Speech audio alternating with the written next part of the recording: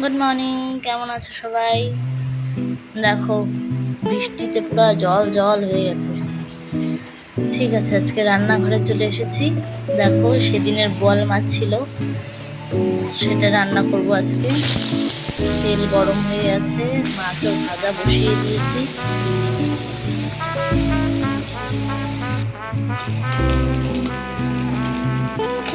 বোয়াল মাছ তো সেই ফাটে। আজকের জন্য তেলটা একটু কম দিয়েছি, কম তেলে ভেজেছি, একটু সময় লেগেছে।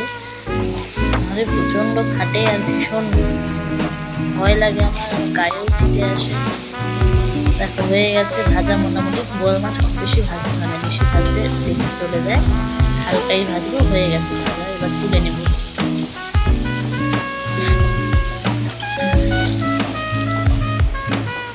হয়ে গেছে ভাজা।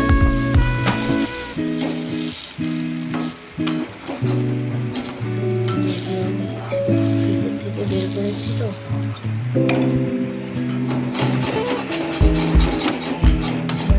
দেখো, মাছগুলো তো ভাজা হয়ে গেল। এবার এই কড়াইয়ে তেল দিয়ে দিব, সরষের তেল দিয়ে দিলাম।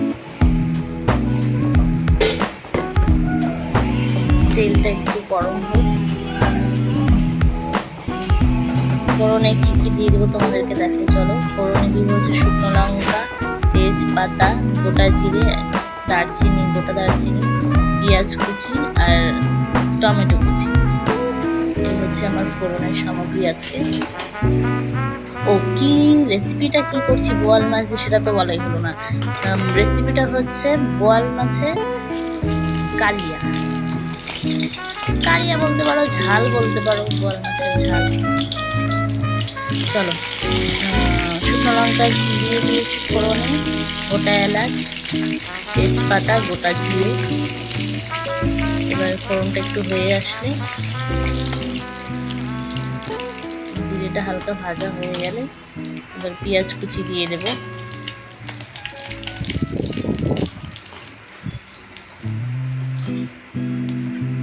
পেঁয়াজ কুচি দিয়ে দিচ্ছি। পেঁয়াজটা ভালো করে একটু ভেজে নেব। পেঁয়াজটা যদি কাঁচা কাঁচা হালকা থাকে, খুব ভালো ভাজা না হয়, তাহলে অন্যরকম একটা গন্ধ হবে। আর ভালো করে পেঁয়াজটা ভেজে দিলে তাহলে সেন্টটা অন্যরকম হবে। তাই আমি সব সময় যে কোনো রান্নাতেই ফোড়নে পেঁয়াজ যদি দিই, তাহলে আমি সেটাকে ভালো করে ভেজে নিই। ট্রান্সপারেন্ট হয়ে যাওয়ার পরেও হালকা ব্রাউনিশ করে নিই, তাতে টেস্টটা ভালো হয়। দেখো, টমেটো কুচিও দিয়ে দিলাম। টমেটোটাও একটু ফ্রাই হয়ে ভালো করে। এবার টমেটো কুচিটা ভালো করে ফ্রাই হবে। টমেটোর মধ্যে আমি 1 চিমটে লবণ দিয়ে দেবো। লবণ যদি দিয়ে দিই, টমেটোটা মানে লবণে হালকা ফ্রাই হতে হতে হালকা গলা গলা হয়ে যাবে, কারণ লবণ দিলে টমেটো একদম নরম হয়ে যায়।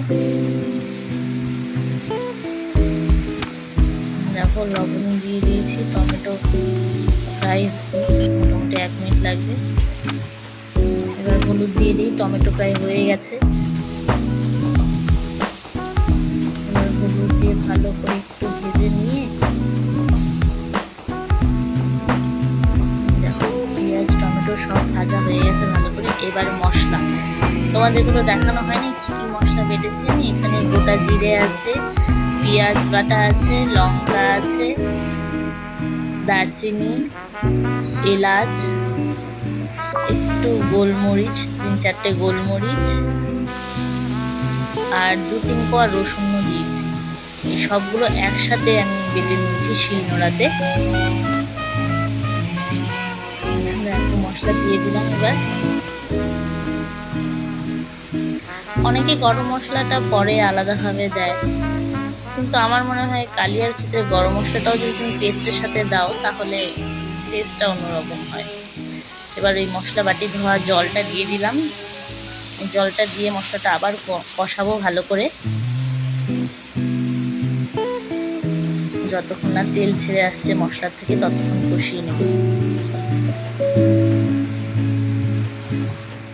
দেখো, এবার তেল ছেড়ে এসছে, হয়ে গেছে আমার মশলাটা কষানো প্রায়।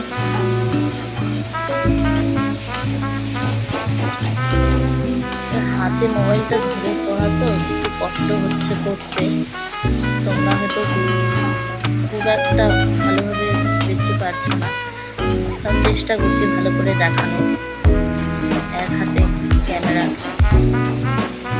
দেখো মশলাটা কষে গিয়েছে, এবার আমি হালকা একটু গরম জল করে রেখেছিলাম সেটা দিয়ে দিলাম।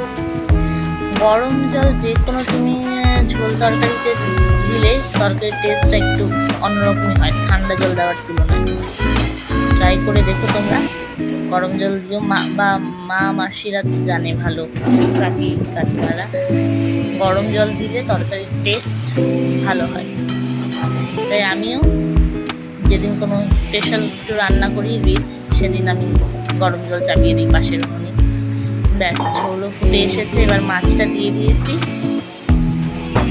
মাছটাও এবার একটু সেদ্ধ হবে, ঝোলের সাথে সাথে ঝোলটাও শুকিয়ে আসবে।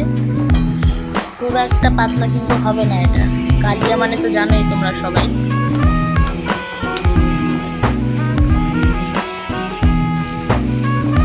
আর ঝাল হবে, জিনিসটা ঝাল না হলে ভালো লাগবে না।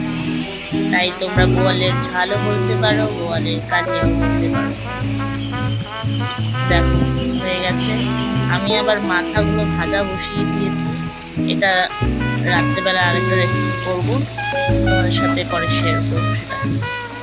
মাছটা ভাজা করে রেখে দেবো আমি।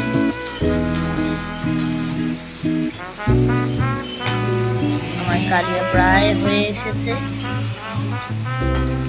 খুব বেশি একটা শুকাবো না, নামানোর পরে অটোমেটিকলি একটু জমা জমা ভাব হবে, তাই একেবারেই শুকিয়ে ফেলবো না। হয়ে গেছে, নামিয়ে নেব। দেখো হয়ে গেছে, এই দেখো নামিয়ে নিয়েছি। একদম ঝোলঝোলও নেই, একদম শুকিয়েও যায়নি। ভাতের সাথে গরম গরম ভাতের সাথে দুর্দান্ত লাগবে খেতে। তোমরা ট্রাই করো, লাইক করে দিও, কমেন্ট করো, যারা নতুন সাবস্ক্রাইব